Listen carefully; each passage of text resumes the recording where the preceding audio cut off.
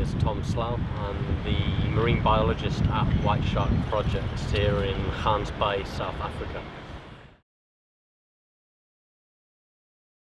I grew up in Saudi Arabia in a place called Jeddah, which is on the Red Sea.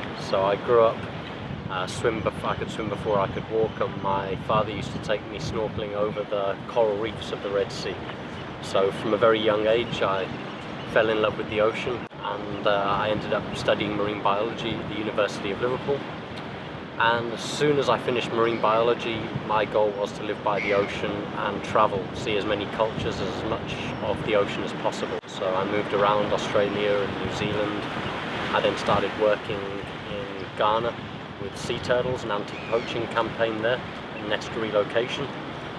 From Ghana, went to an island called Mafia Island off Tanzania, marine protected area, marine park for coral reefs and also whale sharks. So I worked there for 3.5 years, a mix of underwater fish identification and coral reef surveys to look at the health inside and outside a marine park. I then ended up always wanting to work with white sharks as a child, so I got the opportunity to come through Gansbaai for a dive, for my first view of a white shark live, and I got lucky enough to meet the owner, and she asked me to come back, and the rest is history. I've been here for about 2.5 years now, loving every day.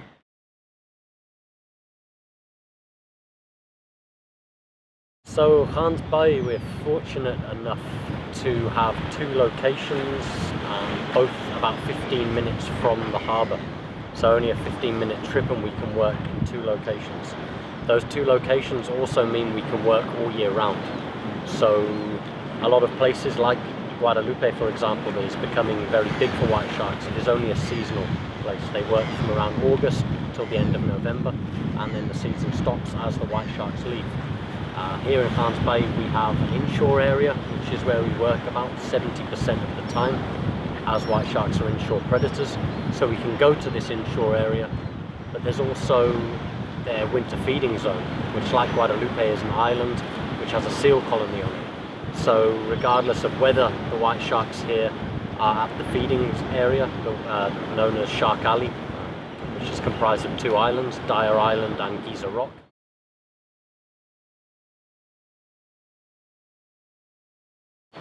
or if they're inshore, we can work either way. So we're very fortunate in that respect, that no matter what day it is, what time of year, as long as the weather's okay, we can work. So starting in February this year, we had 2 orcas. Both these 2 orcas are males, and they both have bent fins. They were called port and starboard, as the one fin bent to the left, the other fin bent to the right. These 2 came in February. When they were sighted, I was on the boat when we saw them in February on the way to our normal site. Suddenly that day and the following 3 weeks, we didn't see a white shark. One white shark was found washed up on the beach a couple of days after we first saw the orcas come through. White sharks finally started coming back, and then the orcas came back. So we then skipped to the 1st of May. Again, the orcas were seen, and as a result, white sharks disappeared. However, this time 3 white sharks were found, all with their livers missing. And then slowly the white sharks came back after a couple of weeks this time. Then the orcas came back, skipped to middle of June, and at this point, again, 2 orcas were seen. The white sharks suddenly left, and this time 1 white shark was found, again liver removed, and that time it took nearly 45 days for them to come back, the white sharks.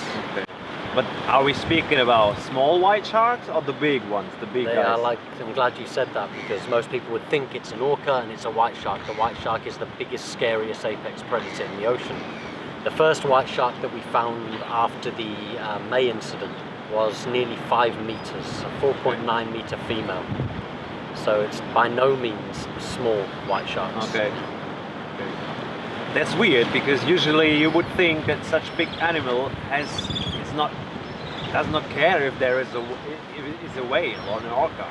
Yeah, well, these orcas are obviously extremely intelligent predators. They have been able to adapt to any situation and different methods of hunting. Yeah. And so they've obviously conquered a way of hitting sharks, and obviously not small sharks. Yeah. We believe that they bite onto what we call the pectoral fins, so they're in effect the arm fins of the white sharks.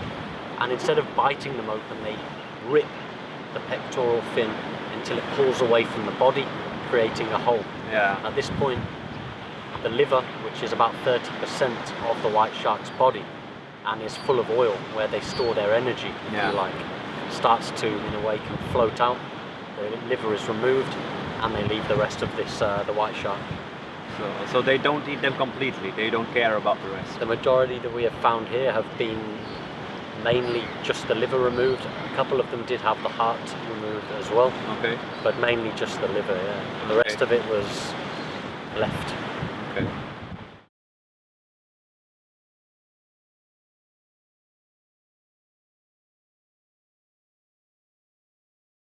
So worldwide, we believe there's between 2,000 to 5,000 left. Only. And that's worldwide. Now, in Africa, as these sharks are migratory, they're moving throughout and around Africa, Southern Africa mainly. So Namibia, South Africa, Mozambique, Madagascar, and they've even been seen as far as Kenya. Now, 2 studies have been done relatively recently. One was released by Alison Towner, 2012, and she came up with a number of between 808 to 1,008 white sharks. In this area. Okay, in this area. Will pass through, not obviously at the same time. However, recently, Dr. Sarah Andriotti came up, did a study, and she looked at genetics and dorsal fin identification, and she came up with a number of as little as 350 to 520. Okay. Now, there's obviously some sort of argument between who is right, who is wrong, and why. However, in my opinion, it doesn't matter. No. Whether there's 350 or 1,000. No. That even 1,000 is very low. Yeah, even if 5,000 are very low. Exactly. So that's what you need to take away from it, rather than who is right or who is wrong. Yeah, exactly. The biggest number is still a low number. Yeah. So, yeah.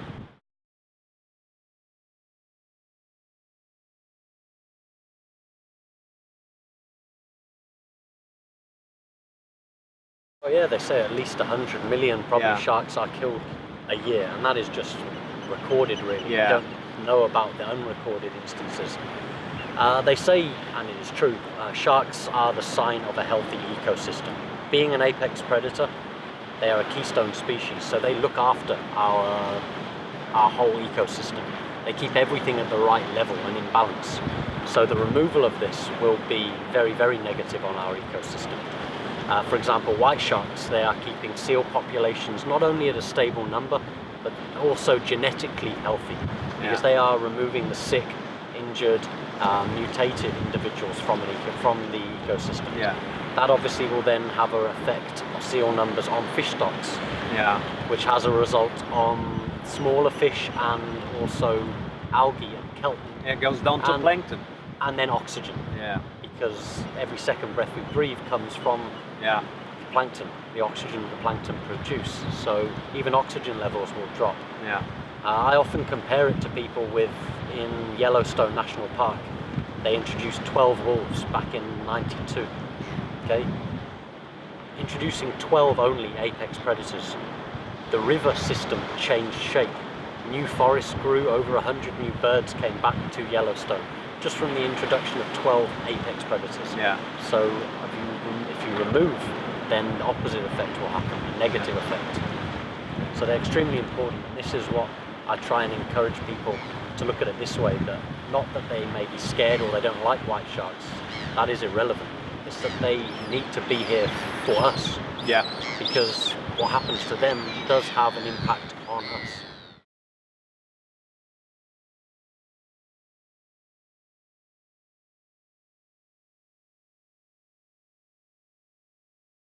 I mean, the fishing industry will drop. Yeah. And because of either too many seals, but also the drop in oxygen. So it's going to then knock onto us as well. So that's what people need to think. And unfortunately, a lot of people don't like to hear it, but human beings, we are selfish. Yeah. So unless we talk to them and educate them that it's actually going to affect them rather than just the sharks, then they start to care. When you're just talking about sharks, it doesn't strike a chord with much people, apart from people like ourselves. So this is what I need to, the angle I often take is that it's going to directly affect them, and then they start thinking, taking note. And this is not only valid, just to make clear, for white sharks. This is for every shark. Every shark, yeah. Even the small black tips are... They are controlling the coral reef systems. Yeah.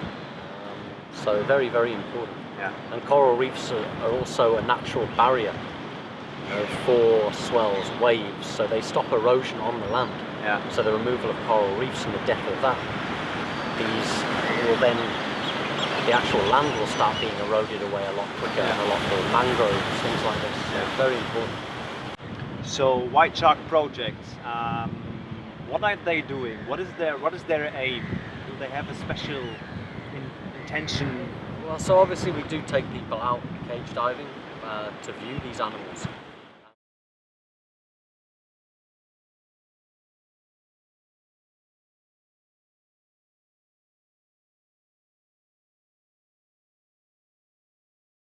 What most people don't know is that the cage diving industry has done more for white sharks than any other industry. Why? People often ask, and that's because when people see this animal with their own eyes and how they actually are, their natural behaviour, they are completely shocked. People think of white sharks and they think of movies.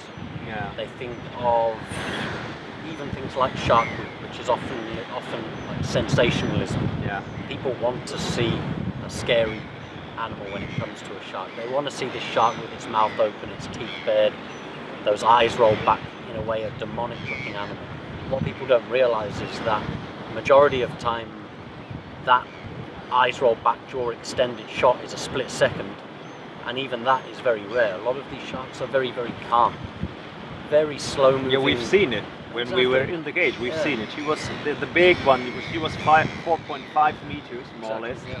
She was very, very slow, very calm, relaxed. Not interested in the cage even. She had a quick look, maybe, but just inquisitive. The sights, the sounds, the smells. They're not being fed. You know, the chum, what is used as chum, is a scent. Just like a human walking past a nice restaurant or a bakery, they want to see what is causing that scent. Yeah. They'll come up, have a look. Often they're bored. There's nothing for them, so they go away. Yeah. There is a tuna head on the surface, but this is just a visual stimulus. It's something to bring them up, to have a look at what it is. Yeah. And again, most of them, even with this tuna head lying there, it's not food for them, we move it out of the way. But even before it's moved, they turn away. Yeah. They don't even come closer than 2 meters from this bait line sometimes. Because maybe they also see that it's no nutrition in it. Exactly. It's nothing for them. Head. No, it is nothing. And they very, very rarely get it. That's because most are not interested in it, they don't want it.